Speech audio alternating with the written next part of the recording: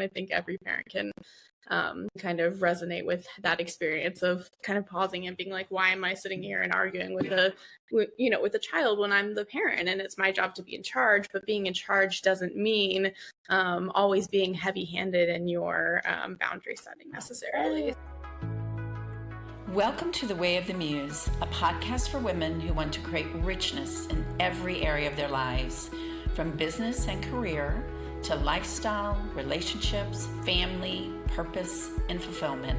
I'm Gigi Sage. And I'm Makena Sage. We're a mother-daughter coaching team, and combined, we've spent over 4 decades helping people create their best and most fully expressed lives.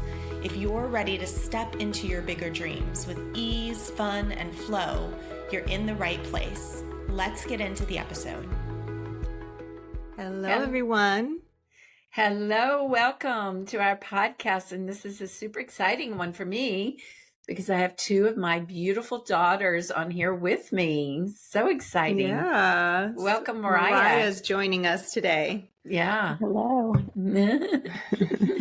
So we have an exciting episode today, right? Makena's going to share with you what it's about, but we're very honored to have you on here, Mariah, and for you to share your wisdom about children. And what's our topic for today, Makena? We're going to talk about power struggles with your kids. Oh. So, Mariah, we haven't really, I don't think, shared what you do. So you are a parenting coach. You've been raising babies since you were a baby. Maybe you want to tell everyone just a little bit about you. Mm-hmm. I work with families and support them a lot with systems in their family, communication, and kind of creating more flow and harmony and finding ways to kind of make things easier as parents, basically. So getting on the same page with each other, communicating better with your kids, setting up systems for breakdowns that are happening, things along those lines. So who out there as a parent, who wouldn't want that, right? So Gigi, in a way, Mariah really kind of followed in your footsteps like I did, but took it more to the parenting side of things, right? Right. But again, with both of you from an early age, like you showed signs of what you wanted to do. Mariah can share a little bit about how when we did our workshops, Mariah was in our kids camp and she took care of all the babies, and Makena wanted to be in the workshops and be part with the adults. So I think it was just a natural that because, we cultivated wherever you guys wanted to be, that's where we allowed you to be. And so in that, then Mariah could share more of her passion for children, because that's just been her passion since she was a little bitty. Yeah. Yeah. Do you want to share a little backstory, Mariah?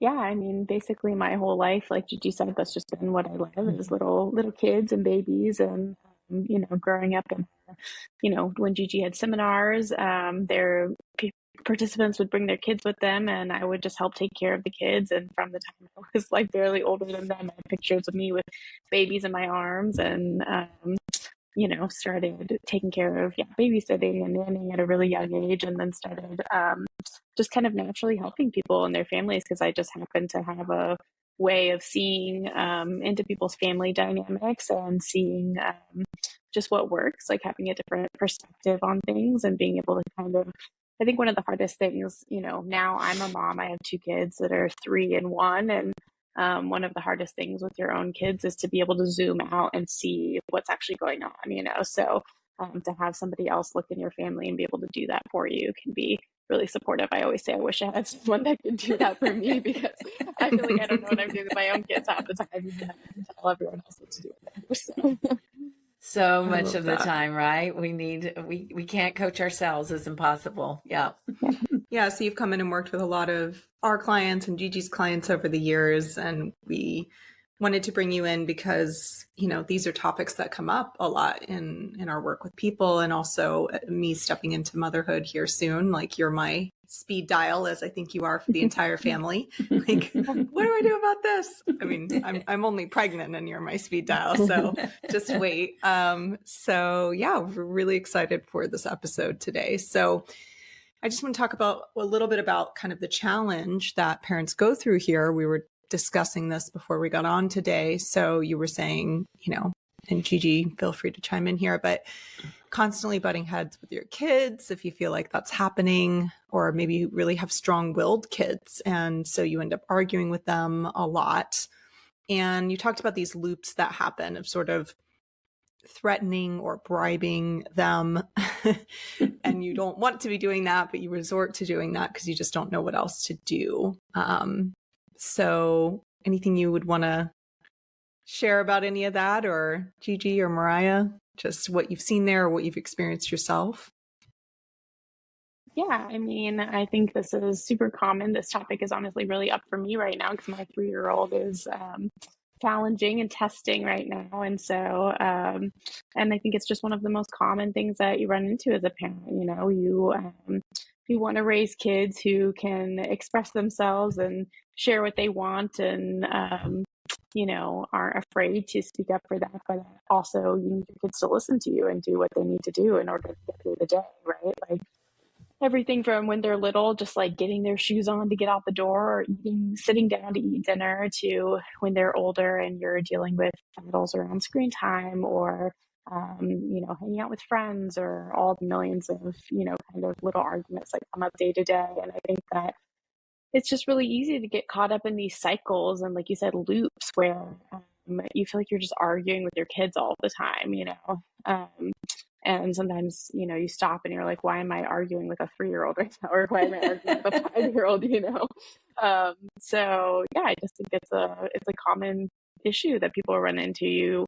You just get caught up, they argue, and then you argue back, and then it just becomes this power struggle, and you're like back and forth and back and forth. And it's like, how do you get out of those patterns and you know, help your kids, help them want to cooperate with you too, and help make it just more harmonious and easier for everyone. Yeah, I love that comment, right? Help them want to. Yeah.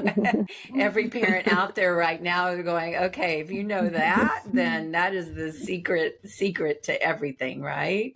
So, yeah. Gigi, I'm sure you dealt with your fair share of power struggles with 5 children. Yeah, but I didn't handle them like Mariah. I said, I'll lock you in your closet till you're 18.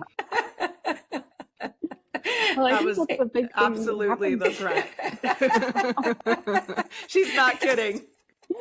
You agree with me or else? Yeah. How I said when they started saying no at 2, yeah, I was like, okay, nanny, come on. I do think that's what happens a lot, though, is that we get into these cycles where we just feel like we're threatening our kids all the time, because it's like, okay, what can I do to just get them to do what I need them to do, you know? And then you're like, okay, no books tonight, or no screen time, or, you know, you can't have dessert, or whatever it is. And then half the time we end up making these, you know, I always remember one I worked with who said to her daughter, if you don't listen to me right now, you can never have ice cream again. And I was like, wow, that's a big commitment for you. Are you really willing to follow through on it? Right. So yeah, so just getting out of that loop and cycle of feeling like you have to threaten them with consequences all the time, or on the flip side, like you have to bribe them to do things, you know, oh, do this and then you can have this, do this and then you can have this. And it's like, you know, not only is that like frustrating and kind of you end up getting backed into a corner as a parent, but it's also not always effective. And it teaches kids that, you know, if they push hard enough, they're going to get something for it, or they're going to, you know, lose something. So, yeah. You had an interesting point, Mariah, around people talk about this sometimes as attention seeking behavior, but you have a little bit of a different frame on it. Can you share what that is? Yeah, I think so much of the time we think that, you know, I think it's kind of an old way of looking at things. Like when kids are acting out, they want attention. And to some degree, that's true. But I think most of the time what they actually want is connection. They want us to slow down and be present with them, or they want us to play with them, or they want us to. So it is attention in a way. But I think, you know, saying they're looking for attention can have kind of this like negative connotation of like, oh, they're being bad to like get you to look at them or something like that. But really what they want is to feel connected with you, you know? And so a lot of the time, if you can just start there by remembering that, and it's as simple as the difference between setting a boundary by just saying it to them versus pausing, and if they're little, like kneeling down on their level and saying it to them, look, making eye contact, connecting for a second, and then setting a boundary, like that alone can make such a massive difference, because they are looking for connection all the time, really. I think that is a really, really important point, because I think I see people and you hear people all the time, just do this, just do that. I see it in stores and everything. And then the kid just starts spiraling, even more, and the parent is upset. And I think the stopping and being present, I mean, that's true for all of us, right? Yeah. But then for a child, that's huge, huge. And it doesn't take that much time, Yeah. right? Mm-hmm. Yeah, I think it's kind of one of those counterintuitive things, right? Where like it feels like it takes more time in the first place, but actually it saves you time because you possibly avoid an entire argument or power struggle. So Yeah. I love that. So let's get into some of the solutions. So if you are struggling with power struggles with your kids at any age, and we'll talk a little bit at the end of the episode about how is this different at different ages, because it does change, but we're going to just use some general tips and examples here. So what's something that you would tell a parent who comes to you who's having this challenge with their kids? I mean, I think especially with younger kids, but really all age, I think kids especially, and all of us, are wired for play. And playfulness is one of the best ways to break out of any negative cycle that's happening in your family. So, I think the kind of like classic examples we all know of this are like if you have a little one who's refusing to eat their dinner, and then you go over and you do the airplane, like, oh, the airplane's coming, that's like a perfect like little example. But so much of the time, I think as adults, we're busy and we have like a list of things on our mind that we need to get to, especially when you're a parent and you're busy. And so we just can get into like, come on, just do this thing. And basically we end up nagging them. And so same thing, if you can pause for a second and figure out like, how can I make this a game, or just bring like a little bit of silliness or lightness to the moment, it can make such a huge difference in any power struggle. And again, like this looks different at different ages. I mean, when they're 3 or 5 or 6, you're probably like, oh, I'll race you to your room, or let's do the airplane, or whatever those silly things are. But you can use playfulness with your older kids too, by joking with them, or finding a way to kind of just like make light of things and be more playful in general in your home. So I think especially if you feel like you're stuck in one of those phases where it's like everything is a power struggle, it's like just bring more play into your interactions overall.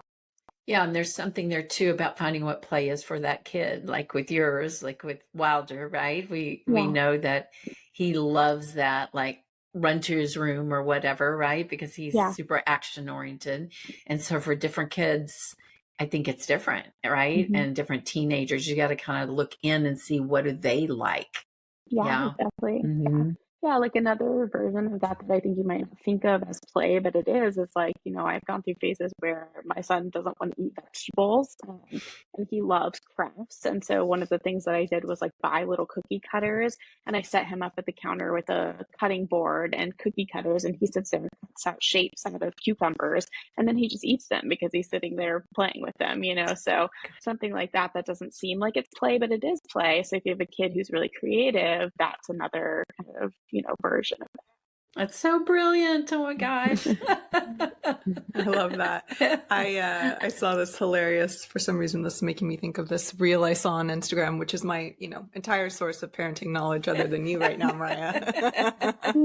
And it was something about how parenting is just marketing. And it was like this kid that wouldn't eat their chicken or something, and what did she say? She said it was beach chicken. She's like, it's beach chicken, and and she made up this whole story about it, and then they were like, beach chicken, and they were so excited. Of course that would only work with a younger child, but I was like, there's other ways that you could do that with an older child, but there's one on Mariah that I love, which is dipping sauce.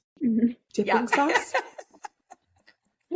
She gives Wilder and tells him it's dipping sauce. And so because it's dipping sauce, that's what he says. Well, I need my dipping sauce. And so then he eats. He'll eat anything with a dipping sauce. I love it. They just want to eat at fancy restaurants. I think that's the moral of the story. Okay, so playfulness is number one. That's great. And kind of along those lines, Mariah, you had told me something about imagination and sort of engaging in the fantasy of what they want. So can you talk a little bit about that? Yeah, I think this one is definitely more relevant to younger kids, but this is a tool I use all the time, especially when they get kind of stuck in a loop on something where they're like, like, I want this thing, and you say no, or you say maybe later, and they say no, I want this, I want this, I want this, I want this, and they kind of keep nagging you over and over again. So I was telling McKenna, actually, we just had this conversation last night in my house because my son didn't want to eat dinner; he just wanted to eat raisins, and so I was like, well, you just wish you could eat only raisins all the time, don't you? Like, what if mommy just fed you raisins for breakfast and lunch and dinner? How many raisins do you think you would need? So it is still a form of playfulness, but it's engaging them in the idea of being able to have what they want in a fantasy. And again, it usually kind of just helps them break out of that loop, because especially younger kids, I think, have a tendency to just get something stuck in their head and then they have a hard time getting past it. And so I think a really familiar tool that is widely talked about now is just kind of like affirming and letting them know that you hear what they want and saying like, I hear you, I know you really want to eat raisins, you don't want to eat your dinner. And that works sometimes, but I find that it only goes so far and it doesn't necessarily help them break out of those like little patterns that they get stuck in. And so using your imagination and just coming up with like, almost like a silly story of like, what if they could, oh, you could never go to bed again, you're just going to stay up all night. What would you do all night if you were up for the entire night? So while you were doing that, what were you doing? Were you just like talking to him and then you did something? Because you said you still maintained your boundary and fed him whatever you fed him. So how do those two work together? The playing out the fantasy, but also maintaining the boundary.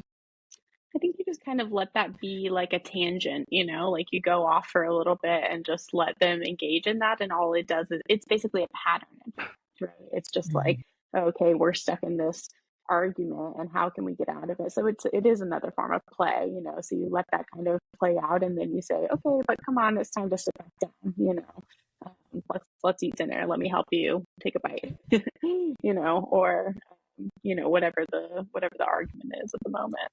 Yeah, I have one that's a little bit different. It's not play, but it's going with the energy of whatever is happening too.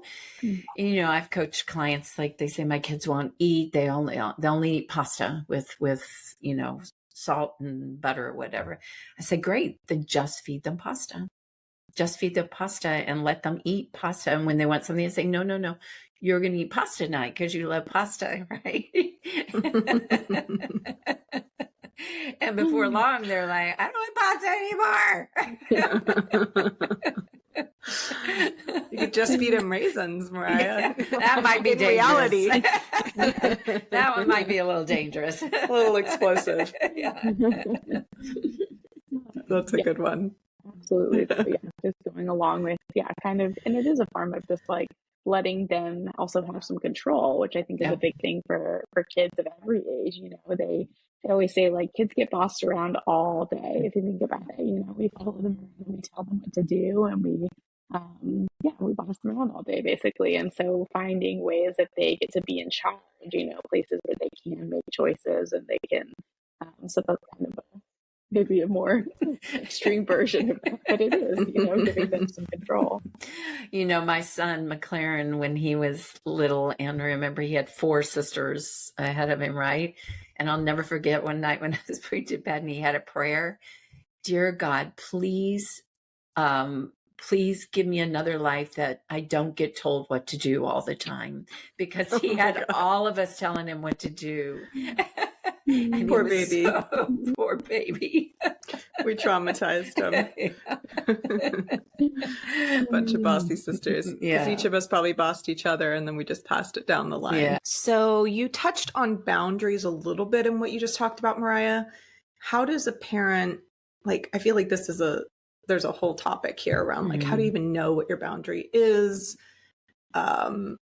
It's not like you're never going to eat ice cream again, right? How do you set a boundary and get clear on what that is before you get to the point of you're never going to get to do this ever again? That level of frustration.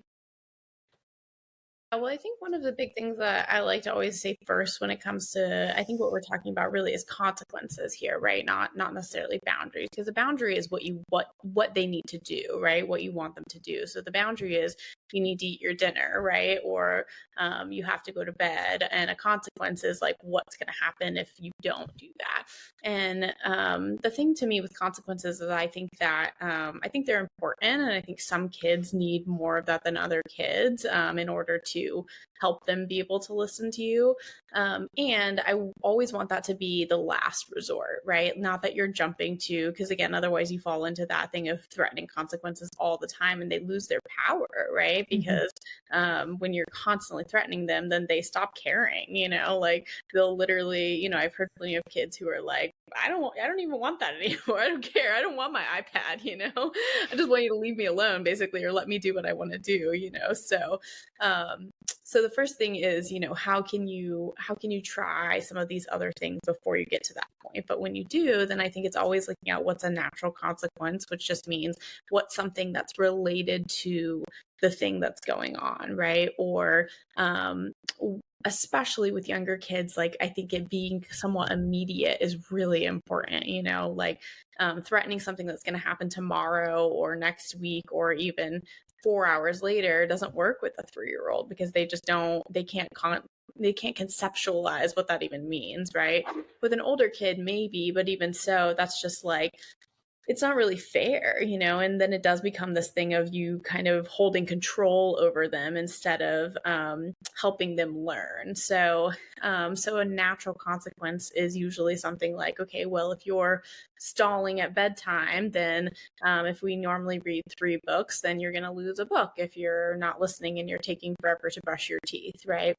And, I was just talking to a family about this the other day who was dealing with stalling at bedtime, and they were like, well, what's happening is our kids are stalling. They're using all these tactics to make bedtime last longer because they want to spend time with us, and so I was like, well, let's reverse engineer that and make it that spending time with you becomes the payoff for listening and moving through the bedtime routine instead of it becoming the payoff they're getting because they're stalling, right? So sometimes it's a simple shift like that where it's like, oh, okay, well, if what they want is your attention and time with you, then losing that basically becomes the natural consequence, right? So how do you, in that example, how would someone make that the payoff? They would set a timer, and like however much is left in the timer is how much time they get with them. Exactly. Yeah. So if you don't get your teeth brushed and get, pajamas on by, 7:40, then you don't get to have 20 minutes to spend with mom to play or read books or whatever it is before you go to sleep because lights go out at 8 either way, for example,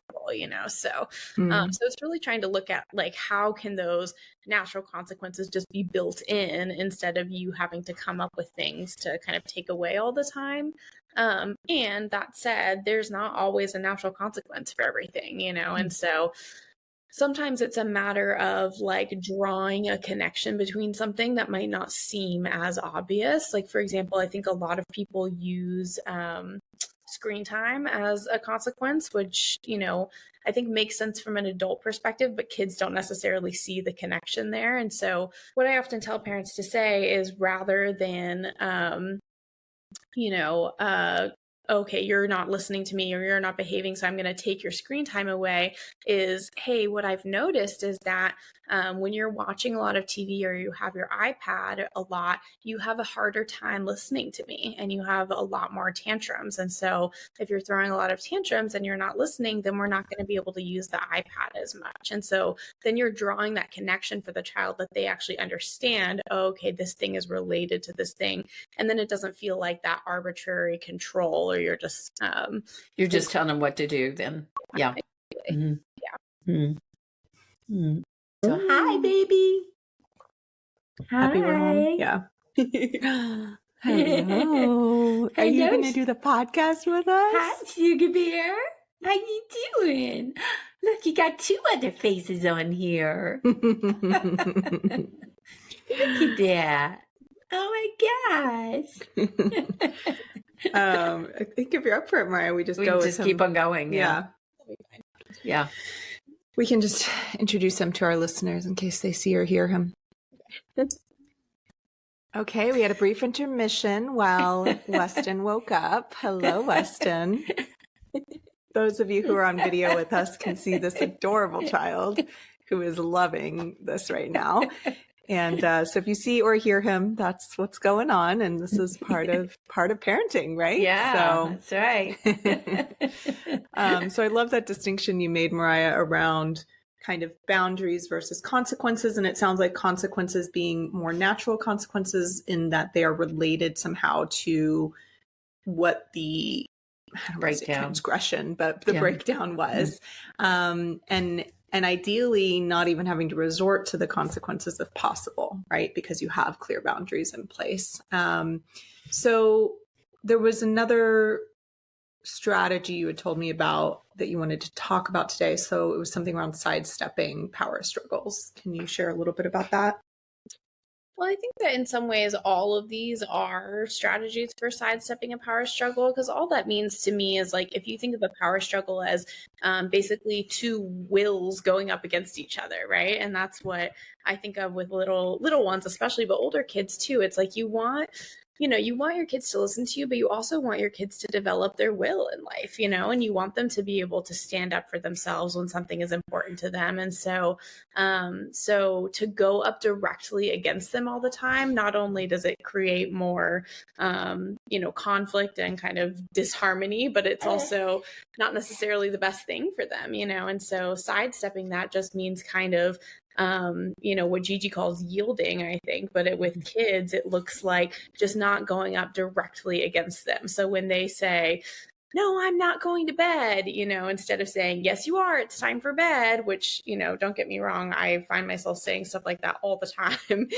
but then I pause when I remember to, and I say, I do something else, same thing, I find a pattern interrupt, so I say, oh, I know you don't want to go to bed, but I'm going to tickle you. You better run, or I just say, oh, I know you don't want to. I hear you. And then I just pick them up and take them to bed, or, there was a mom I remember talking to who was dealing with this with her son who didn't want to go out ever. He was like a homebody and always wanted to stay home. And I said, well, great. When he says, I don't want to put my shoes on, I don't want to go out, you say, oh, I know. You just love staying home. You love to snuggle up in your bed as you put their shoes on and walk out the door with him, So it's just it's not pushing back on them. And, I always remember an old client of mine who I worked in home with a lot, and she would be like, why should two boys that were like a year apart, she'd be like, why am I arguing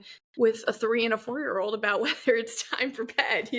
I find myself sitting there being like, yes, it is time for bed. And they're like, no, it's not. And she's like, why am I arguing with them? And I think every parent can kind of resonate with that experience of kind of pausing and being like, why am I sitting here and arguing with a child when I'm the parent and it's my job to be in charge? But being in charge doesn't mean always being heavy-handed in your boundary setting necessarily. So yeah, and I think it's important the listener get that too, because like you said, you're acknowledging what they're feeling, but you're continuing to take the action. Yeah.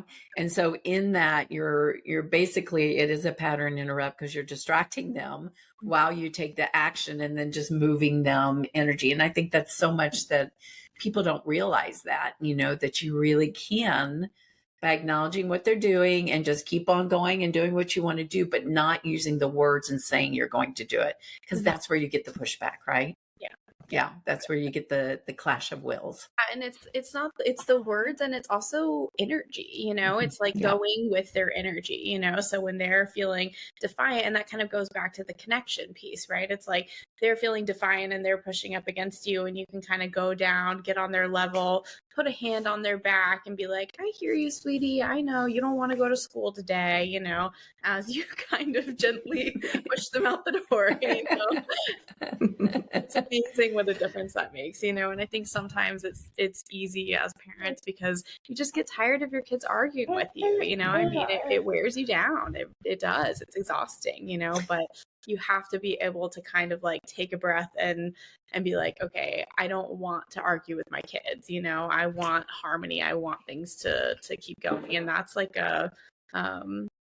that's a piece where you have to work on yourself as a parent and your ability to regulate your own kind of emotions and reactions there, you know?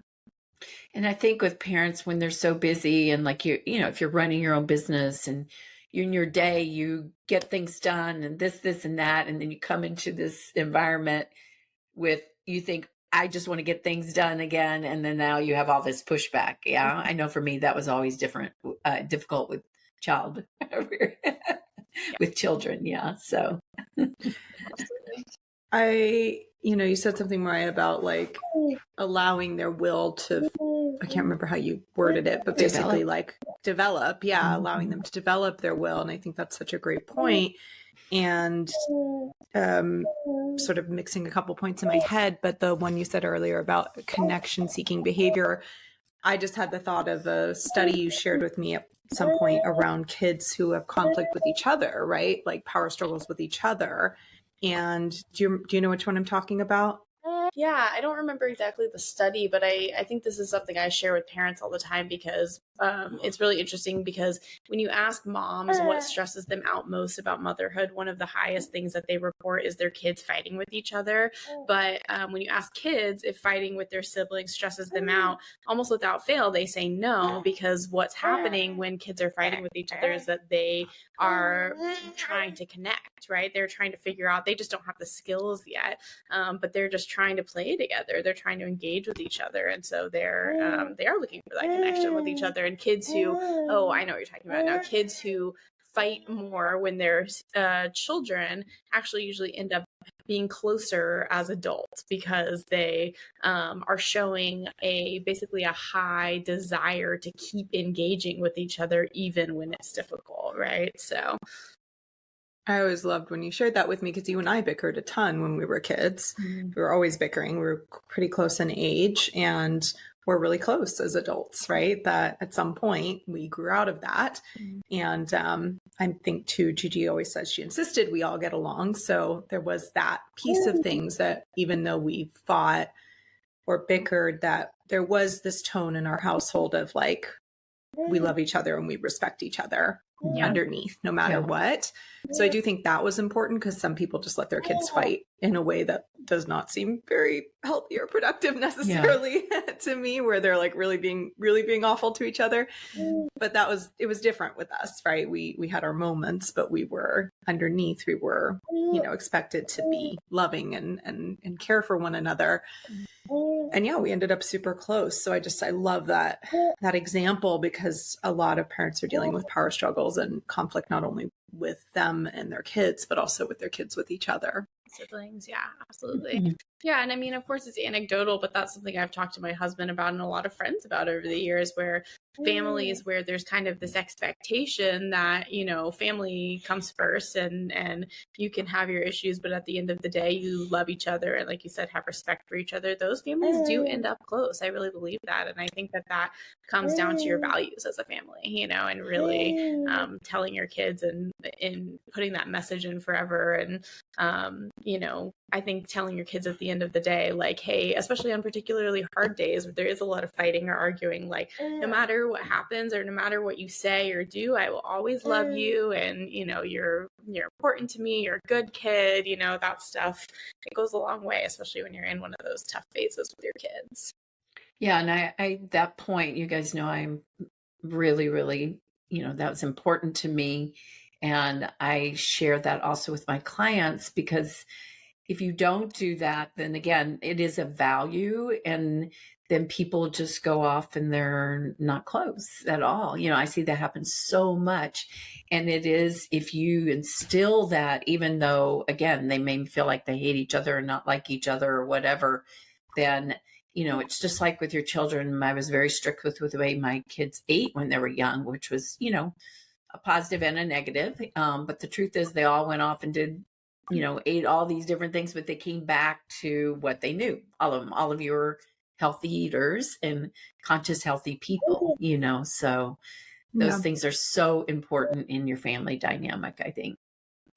Yeah. And we'll talk more about values. I think we want to do one more episode with Mariah coming up around how to get on the same page with your partner around your parenting style, your approach, how you discipline, things like that, because that can be a challenging one too. And maybe you have different ways that you would approach certain things, or you just haven't had the time or space to talk about it with a partner. And how do you as a family, sort of starting with the partners, the parents, how do you get clear on some of those things? So I think we'll talk more about values in that episode coming up. But just to close, Mariah, how does this work? We've talked a lot about there's a version of this at every age, and how can people apply this as their kids get older? Like, is there anything you would, just at a high level share about that? Because I think some of those things may be a little more challenging as the kids get to school age or even teenagers. Yeah, I think as kids get older, the biggest difference is that you have to really engage them in the conversation because, I think I just said something to Makena the other night of like, it's amazing how quickly they get smart and they start figuring stuff out. And so the more you can kind of step outside of the situation, especially with a recurring issue, and basically make agreements with them, talk out breakdowns outside of the moment. I think so much of the time we just let the same breakdowns happen again and again and again, and we never stop to talk about it outside of the moment, and you can start doing this as early as like 3 years old, but the older they get, the more important it becomes. As soon as they're like pretty much fully verbal, you can sit down with a child who won't go to bed at night, or who, whatever the breakdown is you're having, of course, when they're older, it's going to get more complex, but then you can talk it out with them and ask them, what do you see here? And, what can we agree on? How can we handle this next time? What are going to be the 2 or 3 things that happen before you go to sleep every night, or, whatever the breakdown. And then, okay, well, if you don't do that, then what do you think is a fair consequence? And that way, that's also another way to get around the thing of there not seemingly being a natural consequence, is you make an agreement in advance for what the consequence could be, because then same thing, you're giving them that sense of control. And it doesn't feel like you're just arbitrarily telling them what to do all the time. Mm-hmm. And, Gigi and our parents, I think, did this really well with us, where we were often involved in the discussions around these kinds of things. And Gigi, you teach people to do this with their team members. Everyone. It's so funny. I just had a whole conversation with one of our clients yesterday about this. The bottom line, this is engagement is what gets people committed in any situation, right? And when they have to think. That's the most important thing, is people are telling their kids what to do instead of involving them in the decision of what, like she said, what do you think we should do here? How should we handle this? Even if you were in my situation, how would you handle this? If you were the parent, what would you do? And then because when we get someone to engage, they take ownership. That's the big part. You want the kids to take ownership in it. Yeah. Yeah. And I think to your point, Mariah, is that you can do this a lot younger than you might think, right? Once the kids are fully verbal, they often have ideas, or they'll come up with things. And I think parents are often shocked by that, because there's this sort of top-down belief that like, oh, you're the parent and, you have to set the boundaries or the consequences or figure these things out. But a lot of times kids will absolutely get involved in that, and they actually prefer it that way. Yeah. The other thing about that is that it works with the brain development of the child. One of my favorite parenting books, it's called The Whole Brain Child, and they talk about the way children's brains develop and how when they're acting out, so much of the time, basically they're operating from their primal brain, right? And then when you can bring what they use the term their upstairs brain, which is basically the prefrontal cortex and all the later developed, higher human parts of our brains come online, then they can make better decisions and they can be more regulated. And so when you involve kids in coming up with solutions, that's basically what you're doing, is you're bringing their higher brain online, and that helps them grow and develop, as well as helping you find solutions. And I think teaches them how to think and start to solve problems, right? You're so good at that, Mariah. Yeah. So good at that with Wilder. It's amazing. Yeah. Cause he really thinks about things. Yeah. Mm-hmm. Awesome. Well, I love this conversation. So many good nuggets and gems in here, and Weston was a great co-host today. Oh, hello. For those of you who can't see him, he has a straw or something in his mouth that is flopping around. It's adorable. So you did great, Weston. Yeah. Thank you for being here. And thank you, Mariah. So if people have questions and want to reach out and ask you a question, or if they're curious about getting some support or coaching, what's the best way for them to contact you? Yeah, they could just email me. My email address is just mariah@easefulmama.com. So MARIAH at easeful. So EASEFUL mama MAMA.com. Mariah at easefulmama.com. You can send her an email. And she's, like I said, speed dial for me and for all of us with kids in the family. So, and thank you for being here. Yeah, that'll be on the show notes too, right? They can find on the show notes. That email address in the show notes. Thank you so much for being here. Yeah, amazing. This is just such important content. My gosh, yeah. Yeah. And on that note, if you have a parent in your life who is struggling, with power struggles with their kids, or just a parent who you think might need this down the road, then please share this episode with them. It really helps us get this information out there to the people who can really use it. So, yeah. Thank you, Gigi. Thank you. Thanks, Mariah. Thank you. Bye, Makena. Bye, Mariah. Bye. That's our episode for today, but let's not make it the end of our love story. Be sure to subscribe to the podcast and think of some women in your life you'd love to share it with. And if you want to learn more about our events and programs, visit wayofthemuse.com. See you next time.